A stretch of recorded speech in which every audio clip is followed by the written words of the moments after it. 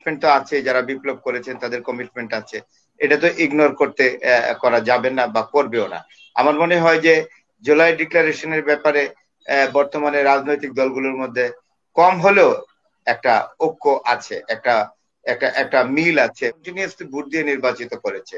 তো সুতরাং এই সরকারের দায়বদ্ধতা বেশি থাকবে এবং তারা জাতিকে একটি সুনির্দিষ্ট লক্ষ্যে নিয়ে যাবে, যেখানে ধরেন অর্থনৈতিক মুক্তি থাকবে, যে তারা সৎ মানুষ ছিলেন এই দেশে যখন রাজনীতি করেছেন, সেটা তারা পারবেন না।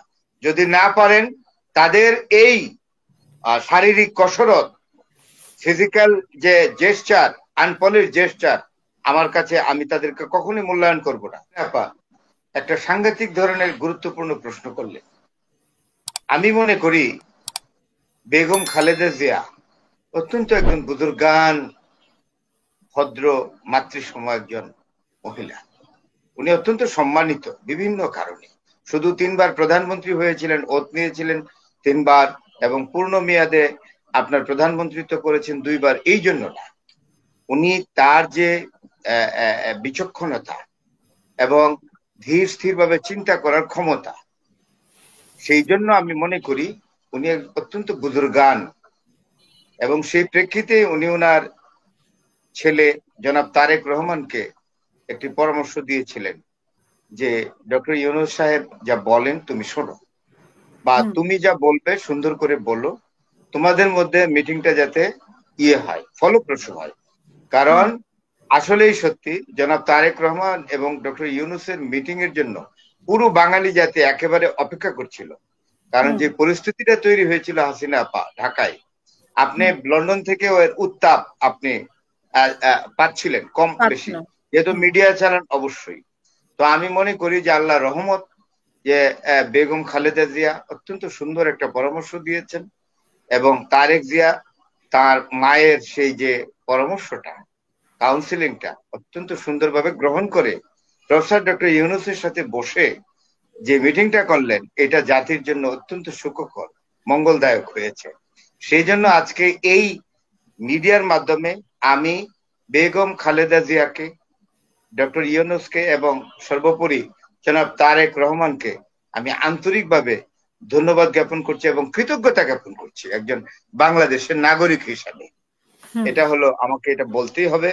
আর দেখুন, এগুলো ইলেকশন, নির্বাচন কবে হবে, তারিখ কবে হবে, আমি মনে করি জনাব তারেক রহমান এবং প্রফেসর ডক্টর ইউনূসের মধ্যে লন্ডনে যে মিটিংটা হয়েছে, এটা ভালো হয়েছে।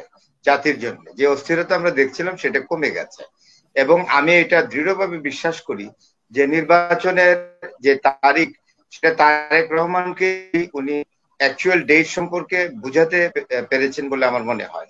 ডক্টর ইউনূস বোঝা তারেক রহমানকে কনভিন্স করতে পেরেছেন, এবং জনাব তারেক রহমান যদি কনভিন্সড হন, তাইলে আমার মনে হয় না যে বর্তমানে সর্ববৃহৎ রাজনৈতিক দল বিএনপির মধ্যে কোন রকম অসন্তুষ্টি বা কমিশন থাকবে নির্বাচনের তারিখ নির্ধারণের ক্ষেত্রে। এই জায়গাটা একটা হয়েছে। আরেকটা, জুলাই ডিক্লারেশন তো হবেই, এখানে একটা কমিটমেন্ট তো আছে, যারা বিপ্লব করেছেন তাদের কমিটমেন্ট আছে, এটা তো ইগনোর করা যাবে না বা করবেও না। আমার মনে হয় যে জুলাই ডিক্লারেশনের ব্যাপারে বর্তমানে রাজনৈতিক দলগুলোর মধ্যে কম হলেও একটা ঐক্য আছে, একটা একটা একটা মিল আছে, বা একটা সিদ্ধান্ত আছে, তারা সবাই একমত যেটা হোক জুলাই ডিক্লারেশন। এখন ড্রাফটটা দেখতে হবে, যে ডিক্লারেশনের যে ড্রাফট এটা কিরকম, এটা না জানা পর্যন্ত আমি এই বিষয়ে কোনো মন্তব্য ব্যক্তিগতভাবে করতে চাচ্ছি না। তবে আমি যেটা মনে করি হাসিনা আপা, আমি একটি গণতান্ত্রিক সরকার চাই, যেই সরকার একটা ভোটের মাধ্যমে নির্বাচিত হবে। এবং আপনি জানেন যে নির্বাচন, আসলে বিগত নির্বাচনগুলো সঠিক হয়নি, এগুলা ত্রুটিপূর্ণ ছিল, এটা আমার কথা না। যে রাশিক রহমান আপনার চ্যানেলে হয়তো বক্তৃতা করেছেন, নির্বাচনগুলো যেহেতু সঠিক হয়নি, একটা বিশেষ বয়সের তরুণীরা ভোট দিতে পারেনি অনেকদিন। তো সুতরাং আমি একজন সিনিয়র সিটিজেন হিসেবে এটা আমার একটা কমন ডিজায়ার, যে সকল তরুণীরা বিগত নির্বাচনে ভোট দিতে পারেনি, তারা যেন ভোট দিতে পারে, এবং এক সুন্দর মতো একটা নিরপেক্ষ নির্বাচন হয়। সেই নির্বাচনের মাধ্যমে একটা রাজনৈতিক সরকার প্রতিষ্ঠিত হবে, এবং সেই সরকারের একটা দায়বদ্ধতাও বেশি থাকবে। এই জন্য থাকবে যে তারাও ভাববে যে আমরা একটা সঠিক, এক শান্তিপূর্ণ এবং অত্যন্ত নিরপেক্ষ নির্বাচনের মাধ্যমে নির্বাচিত হয়েছি। এই দেশের জনগণ আমাদেরকে স্পন্টিনিয়াসলি ভোট দিয়ে নির্বাচিত করেছে। তো সুতরাং এই সরকারের দায়বদ্ধতা বেশি থাকবে এবং তারা জাতিকে একটি সুনির্দিষ্ট লক্ষ্যে নিয়ে যাবে, যেখানে ধরেন অর্থনৈতিক মুক্তি থাকবে। তিনি যেহেতু খোদ ওই শহরটাতেই থাকেন, এই শহরে একটা ডিসিপ্লিন আছে এবং যারা এখানে অনেকেই আমি চিনি জানি, তাদের মুখ দেখেই চিনতে পেরেছি, আমি নাম বলতে রাজি না, যারা এই পৃথিবীর বিভিন্ন দেশেতে চলে গেছেন 5ই আগস্টের পরে, সেখান থেকে তারা প্লেন ভাড়া করে লন্ডনে হাজির হয়েছেন। আর কিছু কিছু লোক ইতোমধ্যেই লন্ডনে ছিলেন, তাদের হাতে প্রচুর পয়সা আছে তো, তাই না? তা আমার প্রশ্ন হলো, তারা যে ডেমনস্ট্রেশন করেন তাদেরকে তো চিনি, তাদের ব্যাংক অ্যাকাউন্ট গুলোতে হাত দিলে কিন্তু তাদের কোনো মুখ লুকানোর জায়গা থাকবে না। লন্ডন শহরে যে ডেমনস্ট্রেশনটা করেছেন তারা, এটা আনপলিশড হয়েছে, এটা ইনডিসেন্ট হয়েছে, সুন্দর হয়নি। সেখানে হাতাহাতি হয়েছে, গালিগালাজ হয়েছে। লন্ডন আপনি আমার চেয়ে ভালো জানেন, কারণ আপনি ওই শহরের বাসিন্দা। ওই শহর ডিসিপ্লিন মেনটেন করে।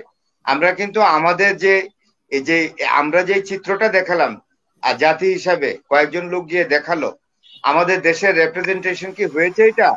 বরং তাদের এই ধরনের আচরণ, অত্যন্ত অমার্জিত অসুন্দর আচরণ যেটা করেছে বিভিন্ন জায়গায় লন্ডনে, সেটা আমাদেরকে ছোট করেছে।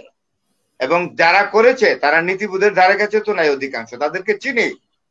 তারা আগে তাদের ব্যাংক ট্রান্সপারেন্সি এনশিওর করুক যে তারা সৎ মানুষ ছিলেন এই দেশে যখন রাজনীতি করেছেন, সেটা তারা পারবেন না।